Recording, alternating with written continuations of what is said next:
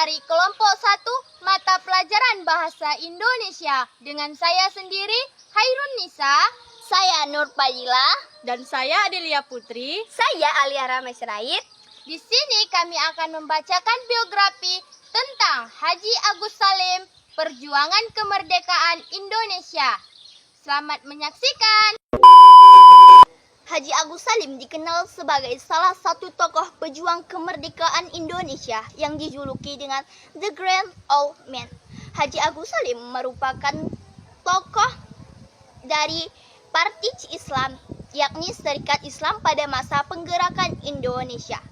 Haji Agus Salim juga sosok yang dikenal dalam ahli diplomasi dalam memperjuangkan kedaulatan Indonesia di mata internasional, baik sebelum kemerdekaan Indonesia maupun sesudah kemerdekaan Indonesia. Haji Agus Salim lahir dengan nama asli Mashudul Haq yang berarti pembela kebenaran. Ia lahir di Kota Gadang, Agam, Sumatera Barat, Hindia Belanda, 8 Oktober 1884. Haji Agus Salim merupakan anak keempat Sultan Muhammad Salim, seorang jaksa di suatu pengadilan di masa pemerintahan kolonial Belanda. Karena kedudukan ayahnya, ia dapat belajar di sekolah-sekolah Belanda dengan lancar. Selain itu, karena ia anak yang cerdas, pada usia muda, ia telah menguasai sedikit 7 bahasa asing, yaitu bahasa Belanda, Inggris, Arab, Turki, Perancis, Jepang, dan Jerman. Pada tahun 1903, ia lulus HBS atau Hagerberger School atau sekolah menengah ke atas selama 5 tahun pada usia 19 tahun dengan predikat lulusan terbaik di 3 kota, yaitu Surabaya, Semarang, dan Jakarta. Agus Salim berharap pemerintah mau mengabulkan permohonan beasiswanya untuk melanjutkan sekolah di Belanda. Tapi permohonan itu ternyata ditolak. Dia patah arang. Tapi kecerdasannya menarik perhatian Kartini. Kartini mengirimkan surat kepadanya. Abendanon, istri pejabat yang menentukan pemberian beasiswa pada Kartini. Kartini merekomendasikan Agus Salim untuk menggantikan dirinya berangkat ke Belanda karena ia akan menikah. Caranya dengan mengalihkan beasiswa sebesar 4.800 gulden ke Agus Salim. Pemerintah setuju, tapi Agus Salim menolaknya. Dia beranggapan pemberian itu hanya usul orang lain, bukan karena penghargaan atas kecerdasan dan jerih payahnya. Salim tersinggung dengan sikap pemerintah yang diskriminatif. Apakah Kartini berasal dari keluarga bangsawan Jawa yang memiliki hubungan baik dan erat dengan pejabat dan tokoh pemerintah Belanda? Sebab Kartini mudah memperoleh beasiswa. Belakangan Agus Salim berangkat ke Jeddah, Arab Saudi untuk bekerja sebagai penerjemah di konsultan Belanda.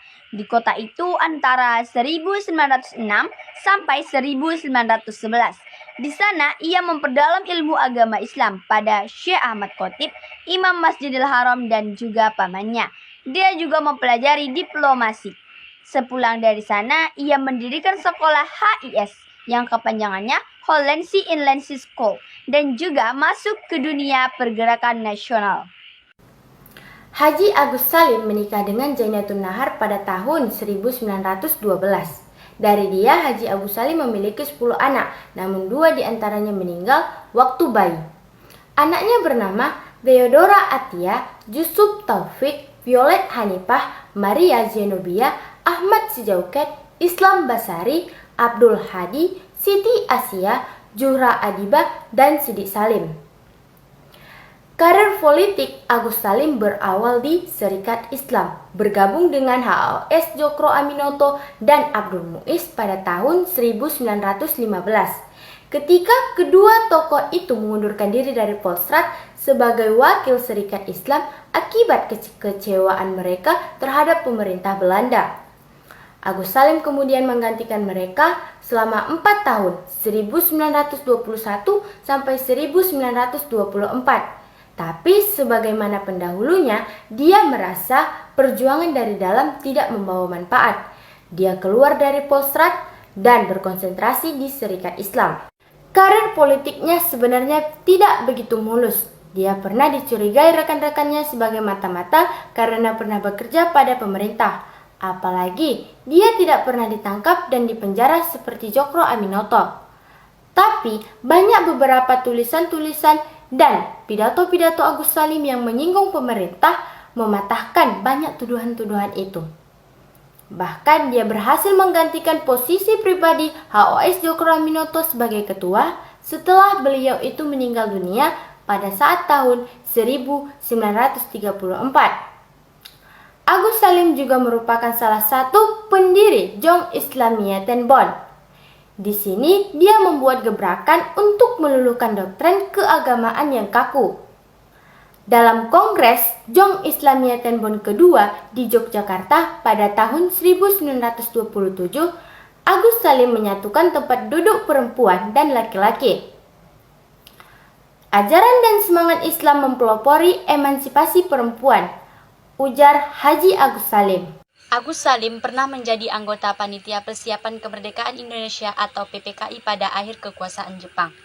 Ketika Indonesia merdeka, Agus Salim diangkat menjadi Dewan Pertimbangan Agung oleh pemerintah Insinyur Soekarno.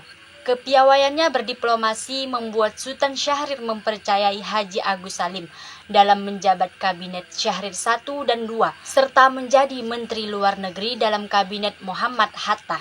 Sesudah pengakuan kedaulatan, Agus Salim ditunjuk sebagai penasihat Menteri Luar Negeri. Kalangan diplomatik, Agus Salim dikenal dengan julukan The Grand Old Man sebagai bentuk pengakuan atas prestasinya dalam bidang diplomasi. Sebagai pribadi yang dikenal dengan berjiwa bebas, dia tak pernah dikekang oleh batasan-batasan, bahkan dia berani mendobrak tradisi Minang yang kuat. Tegas dalam politis, tapi sederhana dalam sikap dan keseharian. Dia berpindah-pindah kontrakan ketika dia di Surabaya, Yogyakarta, dan Jakarta. Di rumah sederhana itulah dia mendidik anak-anaknya kecuali si bungsu. Haji Agus Salim wafat pada 4 November tahun 1954 pada usia ke-70 tahun.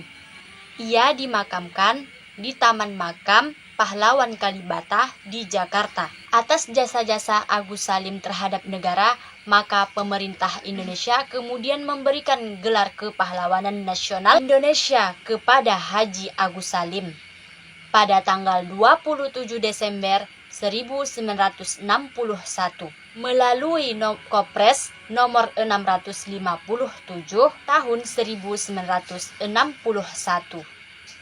Nah, itulah biografi Agus Salim yang telah kami ceritakan. Semoga dapat dipahami. Jika ada kesalahan dalam ucapan kami mohon maaf. Terima kasih. Assalamualaikum warahmatullahi wabarakatuh.